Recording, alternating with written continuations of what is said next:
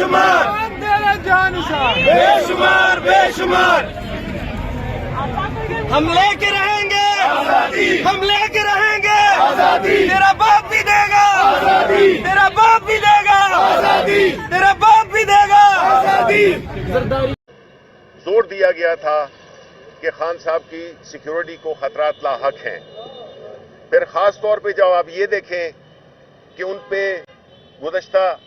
مہینے جو ایک قاتلانہ حملہ ہوا تھا، جو ایک ناکام قاتلانہ حملہ ہوا تھا، اس کے باوجود اگر اس وقت کے جو کٹ پتلی حکومتیں ہیں، اگر وہ خان صاحب کی زندگی کے وہ جو خطرات لاحق ہیں اور وہ عوام سے نہیں ہیں، وہ آپ سب کو پتہ ہے کہاں سے ہیں، وہ آپ کو پتہ ہے کہ کس کس کو استعمال کیا جا رہا ہے ان کی جان پہ خدا نخواستہ اس کو نقصان پہنچانے کے لیے. تو ہم اس کی پوری ذمہ داری انٹیریئر منسٹر رانا ثناء اللہ پہ ڈالتے ہیں،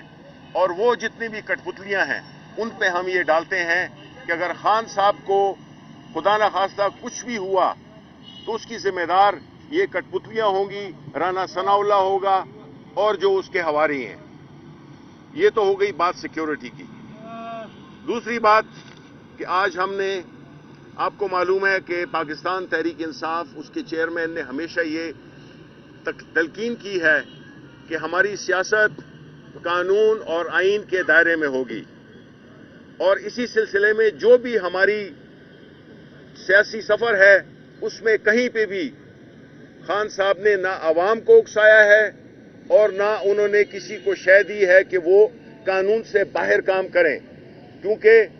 ہمارے لیڈر کا یہ ماننا ہے کہ یہ ملک اس وقت تک ترقی نہیں کر سکتا جب تک کہ اس ملک میں قانون کی حکمرانی نہ ہو، رول آف لا نہ ہو. تو آج ہم نے 2 پیٹیشنز دائر کی ہیں، کانسٹیٹیوشنل پیٹیشنز دائر کی ہیں، ایک سپریم کورٹ آف پاکستان میں اور ایک لاہور ہائی کورٹ میں. پہلی پیٹیشن کانسٹیٹیوشنل پیٹیشن جو کہ ہمارے وکیل امتیاز صدیقی صاحب نے دائر کی ہے، وہ ہے کوسچن آف لا پہ، یعنی سپریم کورٹ نے قانون کی تشریح کرنی ہوتی ہے، آئین کی تشریح کرنے کا جو الٹیمیٹ ادارہ ہے وہ ہے سپریم کورٹ آف پاکستان. اس میں ہماری استدعا یہ ہے